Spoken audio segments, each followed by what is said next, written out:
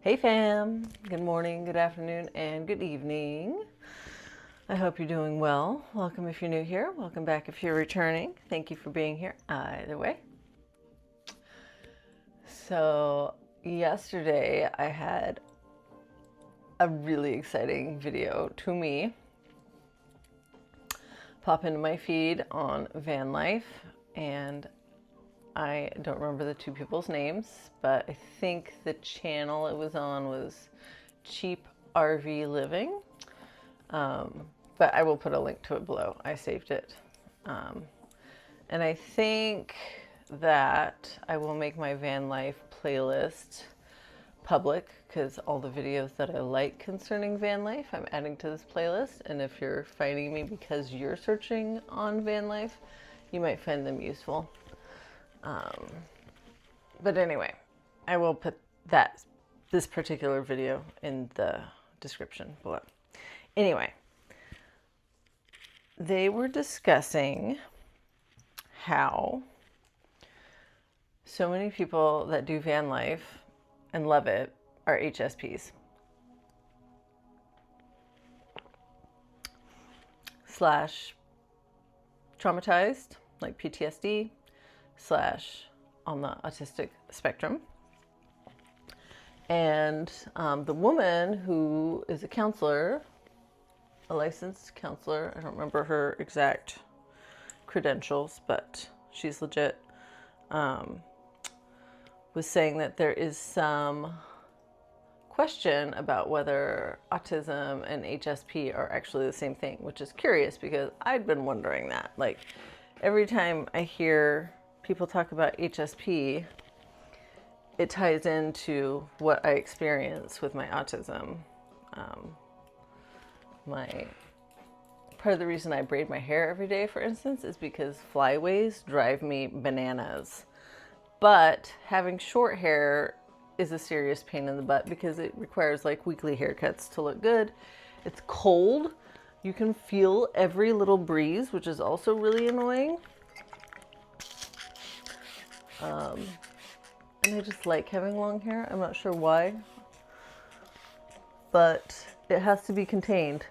It can't just be free to tickle my face and my neck and my ears and my arms. It drives me absolutely around the bend. So anyway, that's sidebar.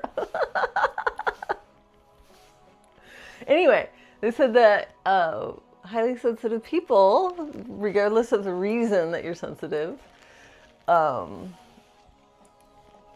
do better with van life because they can get out into nature and live in nature more with fewer people.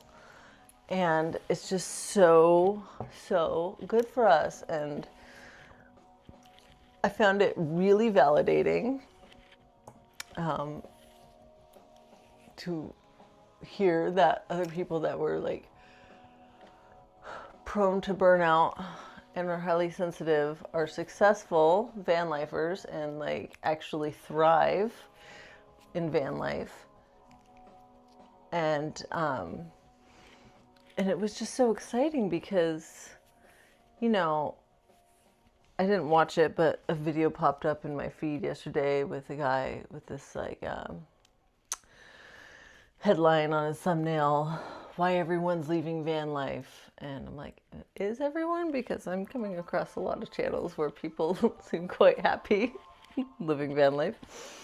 And then like that acquaintance I ran into at the art show a couple weekends ago, who said, I don't think van life is all it's cracked up to be. Like there's a lot of negativity around it. So I was super excited to find two people actually living it who said that their lives got incredibly better after they went into it. And the guy, it wasn't really a choice for him. He went through a really hard divorce and lost everything. And basically all he could afford was a van. But then his life started improving and he hasn't gone back to living outside of a vehicle since. And I just find that so exciting. And I am so grateful to the universe for putting that video in my path to encourage me and say, hey, like, there are always going to be naysayers, but here are some people like really thriving. And I watched another video from a woman in Europe who like converted a box truck into a really cool van. And I'll link her video down below also. I don't remember her name either. It was the first time I'd seen her. But it's, yeah. I'm getting more and more excited. And I'm also seeing like more and more options. Like when I first started looking at vans, the first ones I looked at were newer and they're like over $200,000. And I don't think I'm gonna go that route. I think I'm gonna go the pre-owned route first of all. And I might do a kit. Like, obviously, I'll have to do a lot of research and make sure that I get like a van that doesn't come with a lot of built-in problems. I don't want to move into a lemon. But just with like a brief search yesterday, I found like a $50,000 van and in a kit that you basically order and it comes shipped flat to you and it's all cut out of like high-grade plywood. And you put it together kind of like IKEA furniture inside the van. And that was like, I think $16,000 or something. Like I can do it for far less than the $200,000 like luxury. But I mean, that's just like the very initial beginning of my searches. I would love to do something like even more custom that like the Hobbit van in Europe or like the box truck van. I'm not sure who built the Hobbit van. I don't know if it was the woman herself or if she bought it that way or what, but I don't think I have the skills to build something like that. And I'm also not going to have the driveway to build something like that. Well, I don't know that for sure. I'm hoping that a friend or an acquaintance of a friend will hear about what I'm doing and say, "Oh, hey, if I have some land or I have a long driveway. If they need a place to park while they put things together, they can come park in my yard or whatever." Like that, I'm kind of hoping for that because I'm not gonna be able to buy my van until I sell my house, and then I'm not gonna have anywhere to build it, right? So that kind of limits my possibilities until like an opportunity like that opens up. And I believe that it can. But I'm not going to put any constraints on the universe. I am open to like, hey, maybe the perfect van will just appear in my sphere at a price I can afford and want to afford right at the right time. However the universe wants to help me attain this van is fine. It is fine. As long as I'm not just living in an empty metal hole, I think I'll be happy. I can always make edits later. The most important thing is a bed. Second most important thing to me is bathroom, but yeah. A bed and a place to pee are the two major. Everything else is negotiable.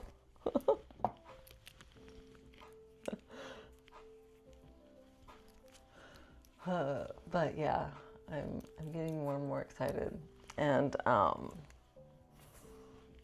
don't know if this is related or not. It feels related. Yesterday, I learned that one of my favorite coworkers, who I worked with previously at a different print company, put his 2 weeks in last week and is going back to that print company because they offered him a job where he can learn a lot more structural skills. Like, he designs all of our 3D structures that we print and cut so that they can be like folded into fancy displays. And he has been given an opportunity to learn even more in the 3D space, I think more in packaging. And like the instant I heard it, I just got a huge smile on my face and I thought, good for him. Even though I think the company he's going to sucks and he thought it sucked too. Like, I think it's, you know, he's going to get what he can out of it and maybe stand it for as long as he can stand it, and he'll have a new skill that he can take elsewhere when he gets sick of it and when he's learned as much as he wants to. So I just got this huge smile on my face. I was like, good for him. And one of my coworkers was like, yeah, but that puts us in a tight spot. I'm like, so what? Like, who cares? Good for him. And I genuinely feel that way. Even if like our workload gets heavier, because he doesn't just do the 3D stuff. He's also just a great general designer. So our workload is going to increase, and he is teaching us a bit about the 3D rendering before he leaves. So, because right now he's the only one that does those jobs. So he's trying to share his knowledge with us so we can at least do some of the simpler jobs that come our way in the future. But we will not be doing anything super fancy like he has built anytime soon, I think.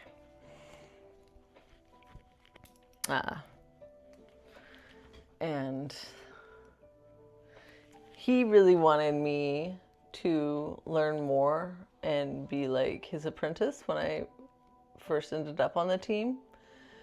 And if he had stayed, and if I had wanted to stay, maybe that would have happened. But he doesn't know that I am short term right now.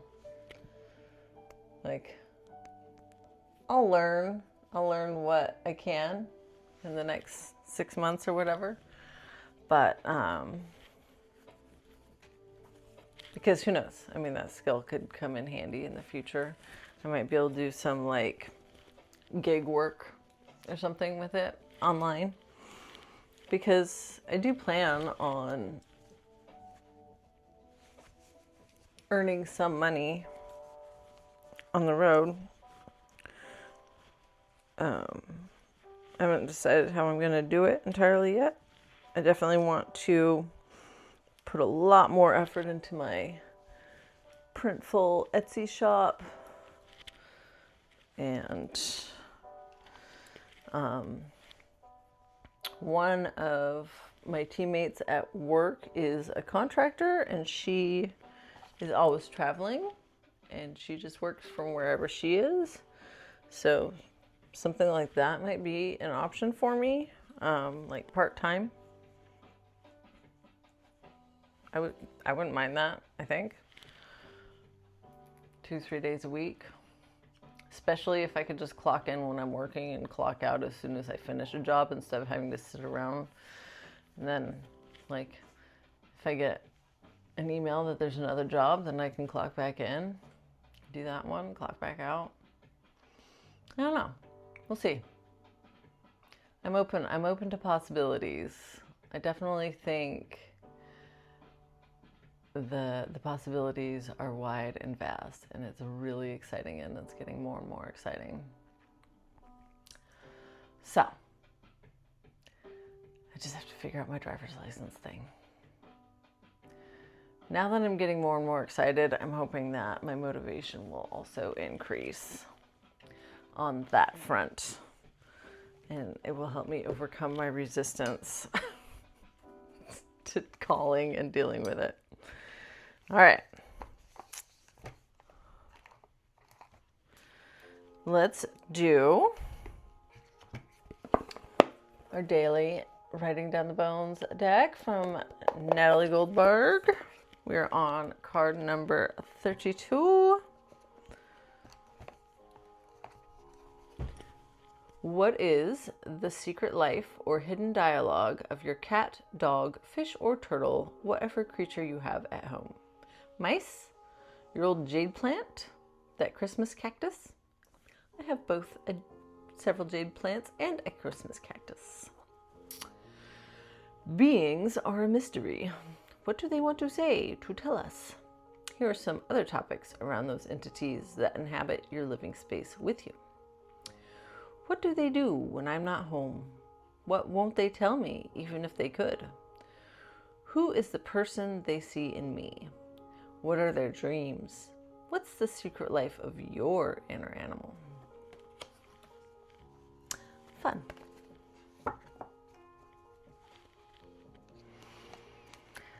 All right.